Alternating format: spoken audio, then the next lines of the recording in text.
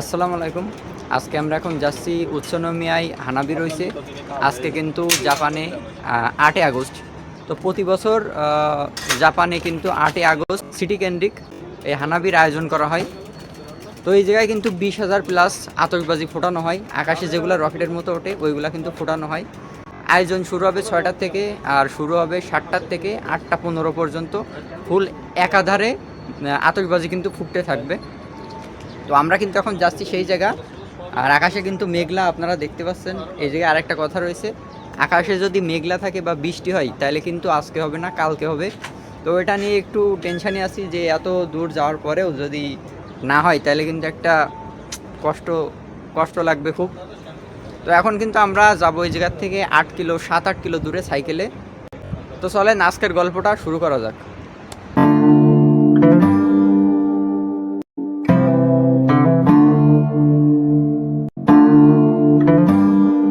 এই জায়গায় কিন্তু অনেকজনকে দেখতে পাচ্ছেন। প্রথমে কিন্তু আমরা ৩ থেকে ৪ জন যাইতে চাইছিলাম, তো পরে অনেকের বললাম, তো অনেকেই কিন্তু যাওয়ার ইচ্ছা পোষণ করলো। তারপরে কিন্তু সবাই মিলে আমরা রওনা হলাম সাইকেল নিয়ে। কারণ এই জায়গার থেকে বেশি দূর না, ৭ থেকে ৮ কিলো দূর। যেহেতু আমরা যে জায়গায় থাকি সেই জায়গার থেকে ৭-৮ কিলো দূরে হানাবিটা হবে। তো আমরা কিন্তু যাওয়ার সময় মাঝখানে একটা 7-Eleven দাঁড়াই। ওই জায়গায় দাঁড়ানোর পরে একটু পানি খাই, অনেক কিছুই খাই, একটু রেস্ট নিই ওই জায়গা। আর আজকে কিন্তু হানাবির কারণে প্রচুর পরিমাণে ভিড় ছিল, এটা জানতাম, বাট তারপরেও বের হতে হতে অনেকটাই দেরি হয়ে যায়। আর যাইতে যাইতে এমন একটা আবহাওয়ার সৃষ্টি হয়, সেটা শুধু কল্পনাতেই আসে, মাঝে মাঝে মনে হচ্ছিল এমনই।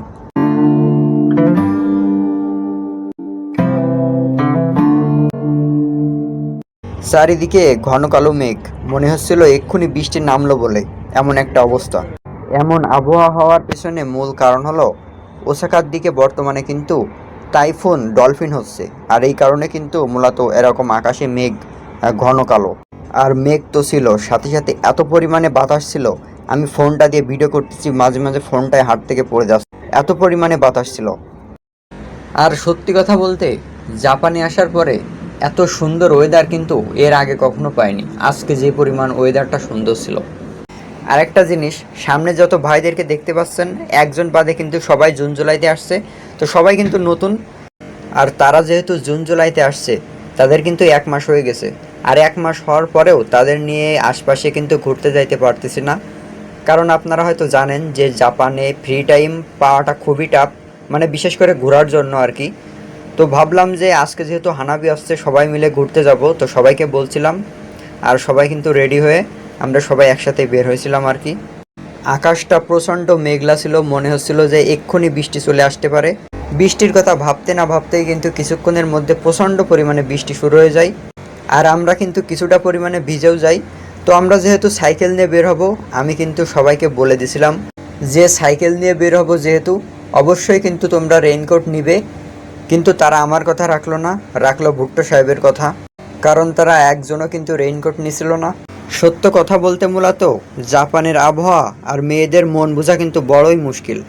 কারণ আপনি কিছু বুঝে ওঠার আগেই কিন্তু বৃষ্টি শুরু হয়ে যাবে। তারপরে বৃষ্টি কিছুটা কম হলে আমরা এই জায়গার থেকে বের হয়ে যাই অল্প বৃষ্টিতে ভিজতে ভিজতে।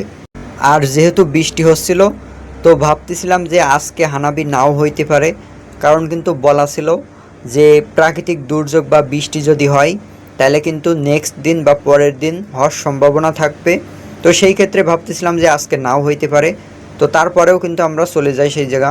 সব শেষে কিন্তু আমরা পৌঁছে যাই। আর তার কিছুক্ষণ পর পরে কিন্তু হানাবি শুরু হয়ে যায়। আর সত্য কথা বলতে এটা দেখার যে ফিলিংস, এটা বলে আপনাদের বোঝানো যাবে না। কারণ সামনের থেকে যদি না দেখতে পারেন তাহলে কিন্তু এই হানাবি দেখার কোনো মজাই নেই। কারণ ভিডিওতে যতটুকু পরিমাণ দেখা যাচ্ছে তার থেকে 100 গুণ সুন্দর লাগে এই হানাবিটা সামনে থেকে দেখতে। যাই হোক, কথা না বাড়ায় চলেন হানাবিটা এনজয় করা যাক।